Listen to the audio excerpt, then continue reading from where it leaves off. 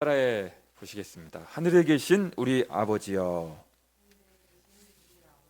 그런 제목으로 말씀을 증거하겠습니다. 저는 2주 전에 금요일 날 중세 신학자 토마스 아퀴나스가 했던 말, 사도신경과 십계명과 주기도문의 관계성에 대한 그 한 문장 꼭 여러분들 암송해 달라고 부탁을 드렸습니다.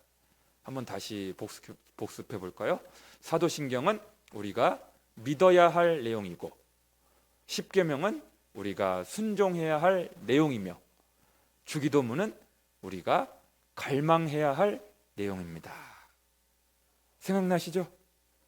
2주 전이라 조금 가물가물하셨을지도 모르겠는데 아주 중요한 문장입니다.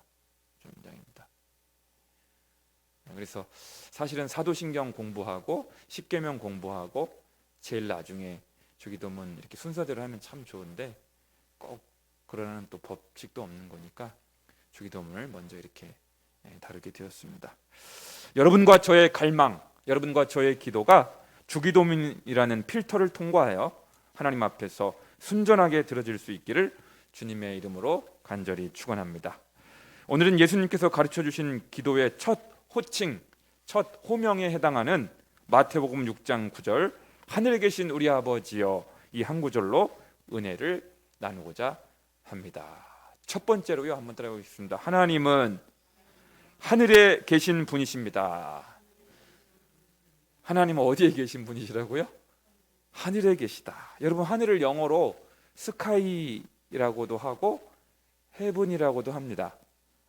새가 이렇게 날아다니는 창공을 스카이라고 하고요. 그런데 하나님이 계신 곳을 스카이라고 하지는 않습니다. 하나님이 계신 곳은 헤븐이라고 합니다. 이는 특정 공간이나 장소를 지칭하기보다는 이 헤븐이라고 하는 의미는 하늘, 우라노스라고 하는 의미는 하나님이 우리 인간과 우리 피조물과는 전적으로 다른 차원의 분이심을 말씀하는 것으로 보아야 합니다. 하늘에 계신 우리 아버지. 그러니까 하나님과 우리는 질적으로 달라요. 차원이 달라요. 급수가 달라도 한참 다릅니다. 요즘 유행하는 말로 클래스가 완전히 달라요. 하나님하고 우리는. 이것을 신학적으로 하나님의 초월성이라고 부릅니다. 여러분, 이거는 꼭 알아두시면 좋겠어요. 하나님의 초월성.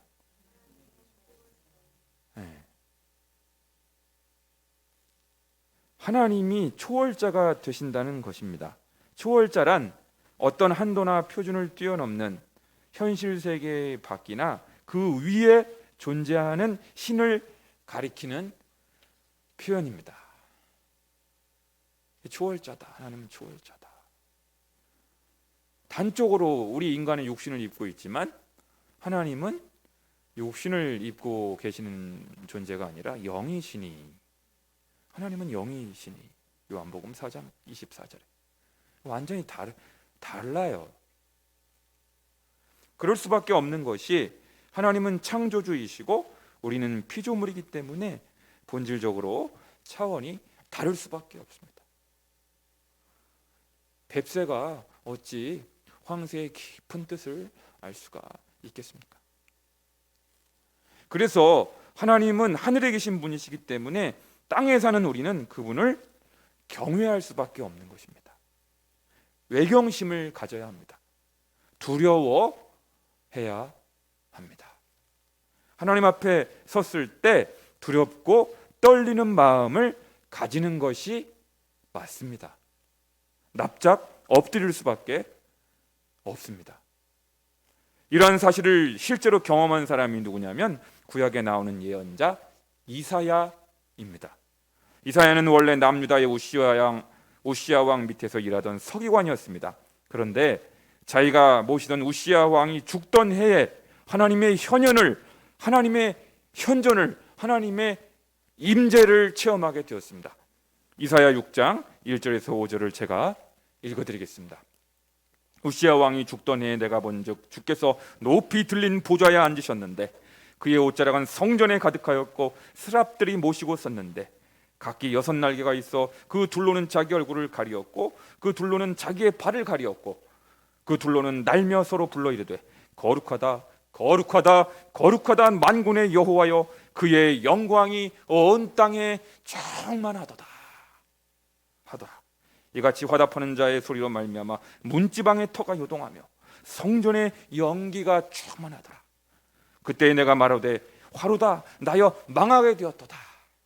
나는 입술이 부정한 사람이요 나는 입술이 부정한 백성 중에 거주하면서 만군의 여호와이신 왕을 배웠음이로다 하였더라. 하나님께서 높은 보좌에 천상의 보좌에 앉아 계시는 장면을 이사야 선지자가 보았습니다. 천사들의 호의와 옹의를 받으시는 거룩하고 어미로우신 하나님을 본 것입니다. 빛나는 영광에 둘러싸여 계신 하나님의 현존에 완전히 압도되고 말았습니다. 그러자 거룩하신 하나님 앞에서, 전능하신 하나님 앞에서 자신의 죄성을 보게 되었습니다.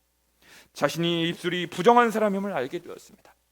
내 안에 있는 어두움과 죄악, 나의 연약함과 초라함을 보게 되었습니다. 빛이 임하면 어두움이 드러나잖아요. 빛이 임하면 어두움이 드러날 수밖에 없어요.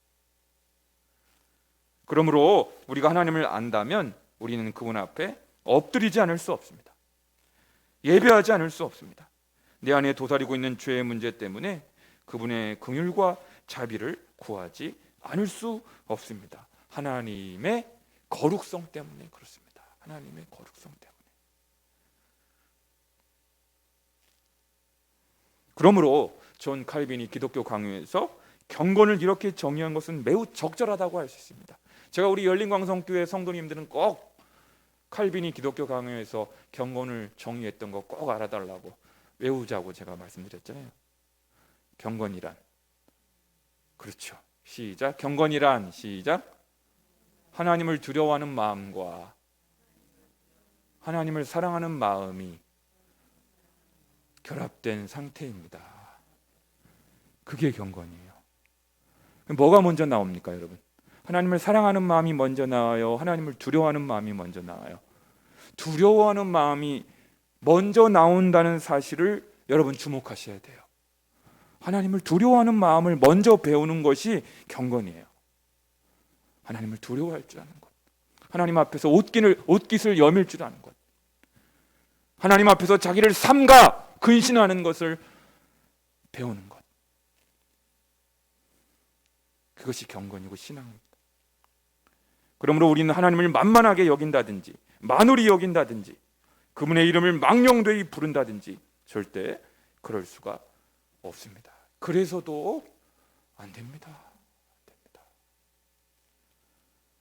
하나님 두려운 줄을 아시고 누가 보는 사람이 있든지 없든지 죄악과 거짓, 교만을 멀리 하실 수 있기를 바랍니다. 창세기에 나오는 요셉처럼 항상 코람데오의 정신으로 하나님 앞에서 살아가시는 여러분과 제가 되어야 할 줄로 믿습니다. 첫 번째는 아까 뭐였죠? 하나님은 하늘에 계신 분이시다. 하나님은 초월자이시다. 전능자이시다. 거룩자이시다. 이걸 말씀드렸고, 두 번째로 한번 따라해 보시겠습니다. 하나님은 우리 하나님이십니다. 누구의 하나님? 우리 하나님. 우리 하나님이에요. 놀라운 것은요, 여러분, 주기도문이요 매우 공동체적인 기도임을 발견하게 됩니다. 여러분, 마태복음 6장 9절부터 13절을 한번 다시 읽겠습니다. 주기도문 전문을 같이 한번 읽어볼게요. 9절부터 13절, 그리 길지 않으니까 우리 함께 다 같이 읽겠습니다. 시작. 그러므로 너희는 이렇게 기도하라. 하늘에 계신 우리 아버지여, 이름이 거룩히 여김을 받으시오며 나라가 임하시오며 뜻이 하늘에서 이루어진 것 같이 땅에서도 이루어지이다. 오늘 우리에게 일용할 양식을 주시고 우리가 우리에게 죄 지은 자를 사하여 준 것 같이 우리 죄를 사하여 주시옵고 우리를 시험에 들게 하지 마시옵고 다만 악에서 구하옵소서. 나라와 권세와 영광이 아버지께 영원히 있사옵나이다. 아멘. 여기 보면 우리가 몇 번 나와요? 총 6번 나와요. 6번. 하늘에 계신 나의 아버지 이렇게 하지 않고 오늘 나에게 먹을 양식을 주시옵고 내가 나에게 죄진 죄를 사여 준 것 같이 내 죄를 사여 주시옵고 나를 시험에 들게 하지 마시옵고 이렇게 하지 않고 모두가 다 모조리 우리로 되어 있는 우리. 그러니까 이것은 기도할 때마다 물론 이거는 이제 무조건 우리로만 기도하라는 뜻은 아닙니다. 혼자 골방에 있을 때, 혼자 차를 운전할 때, 혼자 예배당에 있을 때 우리는 나의 하나님, 나의 주님 그렇게 부르며 기도할 수 있습니다. 예수님도 홀로 계실 때 나의 하나님 하시면서 기도하셨잖아요. 겟셋마네 동산에서 이 잔을 나에게 멀리 하옵소서 하면서 나를 호칭하면서 그렇게 기도하신 바가 있습니다. 다만 하늘에 계신 우리 아버지라는 호칭은 주 안에서 형제 자매된 다른 그리스도인들을 고려하여 다른 교회들을 배려하여 우리가 기도할 수 있어야 한다는 것을 말합니다. 왜냐하면 하나님은 우리를 공동체로 부르셨기 때문입니다. 구약의 이스라엘 백성들이 공동체로 출애굽의 기적을 체험하고 공동체로 광야 생활을 했으며 공동체로 가나안 땅에 들어가 땅을 분배받지 않았습니까? 그러니까 철저하게 공동체적이에요. 신약의 교회도 마찬가지입니다. 에클레시아란 밖으로 부름받은 사람들의 공동체란 뜻입니다. 공동체. 구원받은 사람들의 공동체. 거듭난 사람들의 공동체. 천국 백성들의 공동체. 신앙 공동체인 것이에요. 신앙 공동체. 물론 구원은, 칭의는, 거듭남은 하나님 앞에서 우리가 단독자로서 올바른 신앙 고백을 통하여 이루어집니다.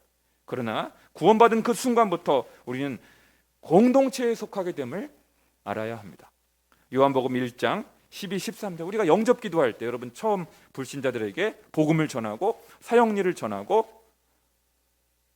이런 영접 기도할 때 가장 많이 등장하는 유명한 말씀 요한복음 1장 12절 13절에요. 이렇게 되어 있어요. 영접하는 자 곧 그 이름을 믿는 자들에게는 복수로 되어 있어요. 하나님의 자녀가 되는 권세를 주셨으니 이는 혈통으로나 육정으로나 사람의 뜻으로 나지 아니하고 오직 하나님께로부터 난 자들님이라. 이렇게 돼. 자들. 공동체로 나와요. 내가 예수님을 영접하는 순간, 내가 구원받는 순간, 내가 거듭나는 순간, 내가 말씀과 성령 안에서 중생을 체험하는 순간 그때부터 우리는 공동체적으로 생활을 하게 되어 있는 거예요. 한번 따라해. 구원은 개인적으로 받지만 생활은 철저하게 공동체적입니다. 우리가 단독자로서 하나님 앞에서 구원받는 거예요. 제사함 받는 것이고 거듭나는 게 맞아요. 개인적인 거예요. 단독자로. 그러나 그리스도인의 삶은 신앙인들의 생활은 아주 철두철미하게 공동체적입니다. 여러분 그거 꼭 아셔야 돼요. 공동체적. 한 몸을 이루는 거예요. 한 몸을. 지체 의식을 이야기해요. 한 지체. 팔, 다리를 이루는 것이죠. 그러므로 코로나 시대를 살아가면서 우리가 얼마든지 방역 차원에서 온라인 예배를 드릴 수 있지만 그것이 정상적인 예배가 아님을 알아야 합니다. 모니터 앞에서 휴대폰 앞에서 자기 가족만의 예배에 익숙해지시면 안 됩니다. 모여서 함께 드리는 예배를 사모하는 것이 맞습니다. 거기에 하나님의 임재가 있고요. 하나님의 영광이 나타나는 것입니다. 주의 전을 사모하실 수 있기를 여러분 바랍니다. 주님의 전을 사모하시기를 바랍니다. 뿐만 아니라 우리는 나 개인의 기도를 넘어서 타자를 위한 기도, 이웃을 위한 기도, 이타적인 기도로 기도의 지경이 확장되어야 함을 우리가 알아야 합니다.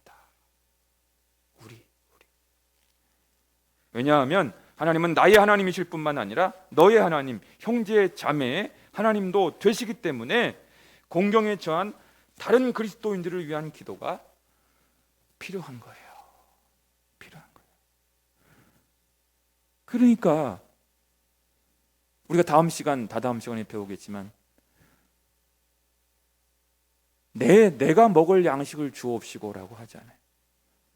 나만 잘 먹고 잘 살고 나만 배부르도록 나의 양식을 달라고 기도하도록 되어 있지 않고 뭐라고 되어 있어요?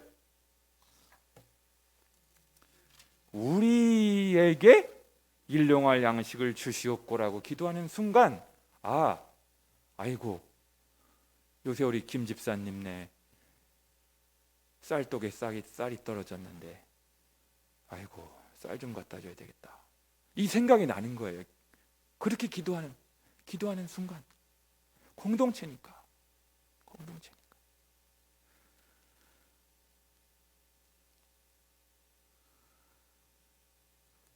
왜냐하면 그리스도인들끼리는 예수님의 보혈로 맺어진 영적 가족의 관계가 성립되기 때문입니다.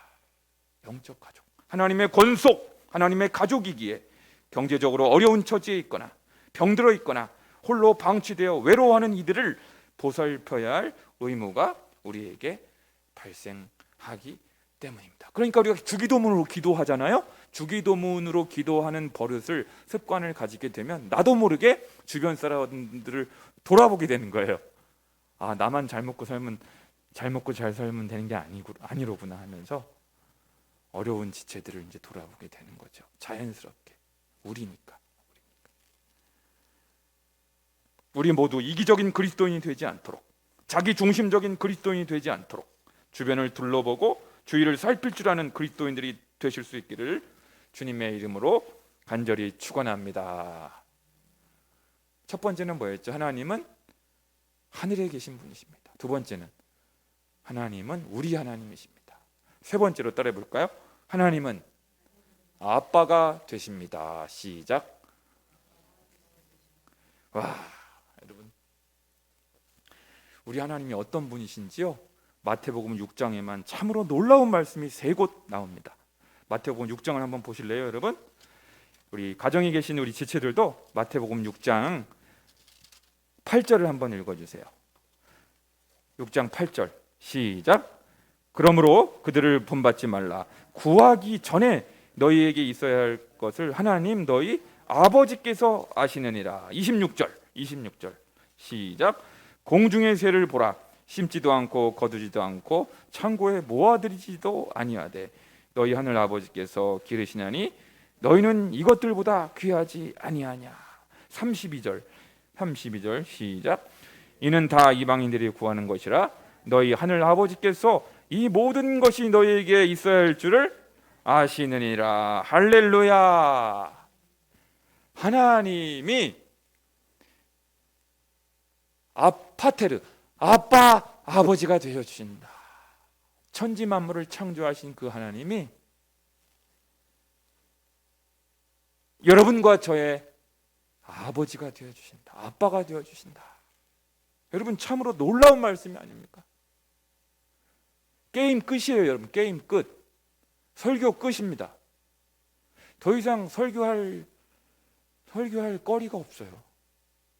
여러분, 하나님이 여러분의 아버지가 되어주시고 천지 만물을 창조하신, 오늘도 말씀으로 만유를 통치하시고 지탱하시고 붙들고 계시는 그 하나님이, 우주를 통치하시는 그 하나님이 여러분과 저의 아버지가 되신다는 거예요. 아버지가.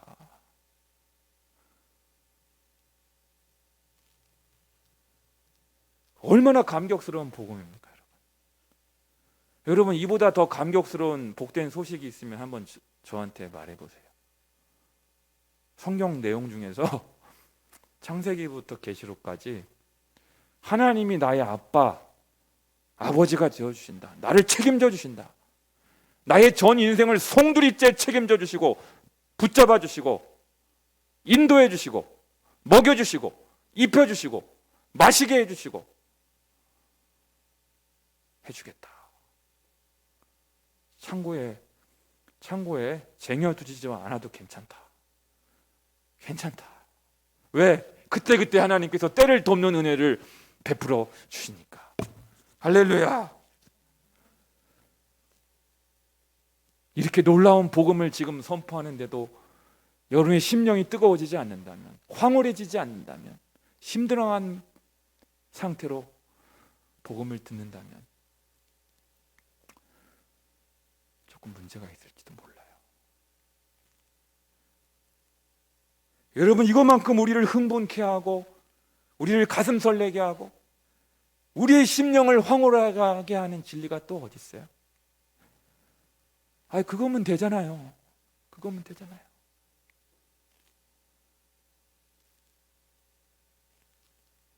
김세윤 교수님께서 쓰신 책 주기도문 강의에 이런 말이 나옵니다. 우리가 하나님을 아빠라고 부르는 것은 하늘과 땅을 지신 그 하나님이 우리의 아빠라는 뜻이며 그분의 모든 부요함을 내가 상속받을 수 있다는 것을 의미합니다. 상속받는다는 것은 결코 모자람이 없는 그 하나님의 부요를 내가 끌어쓸 수 있다는 뜻입니다. 피조물인 우리가 창조주 하나님의 부요함을 끌어쓰고자 하는 행위, 그것이 기도입니다. 이렇게 끌어쓸 수 있다. 끌어쓸 수 있다. 아버지 것은 다 아들 것 아닙니까, 여러분? 아버지 것은, 아버지 재산은 다 아들이 끌어쓸 수 있잖아요, 여러분. 아들이니까, 자녀니까, 상속자니까. 놀라운 복음인 것이죠. 놀라운 복음. 사랑하는 열린광성의 성도 여러분, 하나님이 나의 친아버지, 나의 친아빠가 된다는 것 하나만으로도 충분하지 않을까요? 나의 모든 부족함, 나의 모든 연약함, 나의 모든 어려움 중에도 다시 용기를 가지고 담대히 일어설 수 있는 근거가 바로 이것입니다. 이것이죠. 돌아가신 고 이민아 목사님이 이것을 하나님 자녀도라고 했잖아요. 자녀도. 우리가 제자도라는 말에는 익숙하죠? 여러분, 제자도라는 말에는 익숙하죠? 디사이플십, 제자도. 하도 많이 하니까 익숙하지만 제자도보다 더 중요한 것이 바로 선십, 자녀도라고 해요. 자녀도. 돌아가시기 때까지 이어령 박사님의 딸 이민아 목사님 돌아가셨잖아요, 얼마 전에. 그분은 살아가실 때 죽기 직전까지 계속 그 설교만 하셨어요. 그 설교만. 그거 하나로 충분하지 않냐고. 선십, 자녀도. 이것을 우리는 신학적으로, 아까는 하나님의 초월성, 이것은 하나님의 내재성이라고 합니다. 한번 해보실래요? 하나님의 내재성. 하나님의 어려운 말로 내재성이라고 그래요. 하나님이 내 안에 계셔서 나의 아버지가 되신다. 갈라디아서 4장 6절은 이렇게 선포합니다. 너희가 아들이므로 하나님이 그 아들의 영을 우리 마음 가운데 보내사 아빠, 아버지라 부르게 하셨느니라. 로마서 8장 15절도 이렇게 외칩니다. 너희는 다시 무서워하는 종의 영을 받지 아니하고 양자의 영을 받았으므로 우리가 아빠, 아버지라고 부르시느니라. 놀라운 말씀입니다. 놀라운 말씀이에요. 놀라운 복음인 거예요. 저는 우리 열린광성의 성도님들이 이거 하나만 확실히 붙잡는다. 진짜 이민아 목사님의 마음이 제 심정하고 똑같아요. 똑같아요. 하나님이 나의 아버지가 되신다는 사실, 이 진리만을 하나만 꽉 붙잡아도 우리 열린광성교회 청소년들이, 어린이들이, 우리 모든 성인들이 이거 하나만 전인격적으로 내가 붙잡고 살아갈 수만 있다면 누구를 만나도 두려워하지 않고 어떤 형편과 처지에서도 주눅들지 않고 꿀리지 않고 낙심하거나 침체되지 않고 다시 일어설 수 있는 용기가 불끈불끈 솟아오르는 것이죠. 사랑하는 성도 여러분, 영어를 배우려면 가장 먼저 알파벳을 배워야 하듯이 신앙생활의 알파벳은 바로 하나님을 경외하는 것입니다. 창조주 하나님을 두려워하는 것입니다. 하나님 앞에서 삼가 조심하는 것입니다. 그분 앞에서 경외심을 갖는 것입니다. 그것이 피조물된 우리 인간의 본분이며 그리할 때 죄를 멀리할 수 있습니다. 죄의 유혹을 뿌리칠 수가 있는 것입니다. 그런데 아까 서두에 말씀드린 하나님을 경외하는 것만 너무 지나치게 강조하면 자칫 엄숙주의에 빠질 수가 있습니다. 바리새주의에 빠질 수가 있습니다. 율법주의적이 될 수 있습니다. 완고함, 경직됨, 위선에 빠질 우려도 있습니다. 하나님을 경외하는 것만 너무 지나치게 거룩만 너무 강조하다 보면 경직될 수 있죠. 부자유스럽고 사랑이 결여될 수 있고 은혜가 결여될 수 있죠. 반대로 하나님의 아빠 되심만을 너무 강조하는 것도 문제가 없는 것은 아닙니다. 하나님이 자신의 아빠라는 사실을 과장하여 가끔 나는 수시로 하나님과 이야기하는 사이야 라고 말하는 사람이 있습니다. 간혹 자기만 하나님하고 대화하는 것으로 착각하는 것이죠. 나도 하나님이 내 아버지거든. 다 똑같은 거예요. 다 경망스러움, 영적 교만, 영적 우월주의에 빠질 수가 있는 것입니다. 그러니까 하나님의 초월성에 대한 이해와 하나님의 내재성에 대한 이해는 함께 가야 됩니다. 균형과 조화가 필요합니다. 어느 한편에 치우치면 안 됩니다. 그리스도의 몸된 교회는 바로 하나님의 초월성과 하나님의 내재성을 함께 배우는 곳입니다. 내가 어느 한편에 치우치지 않도록 우리는 교회 공동체에 참여하여 균형을 잘 잡아가야 합니다. 이번 주기도문 강해를 통하여 여러분과 제가 하나님을 경외하는 마음을 회복하고 하나님의 아빠 되심을 누리며 세우신 교회를 소중히 여김으로 함께 성숙한 신앙인으로 자라갈 수 있기를 주님의 이름으로 간절히 축원합니다. 기도하겠습니다. 기도합시다.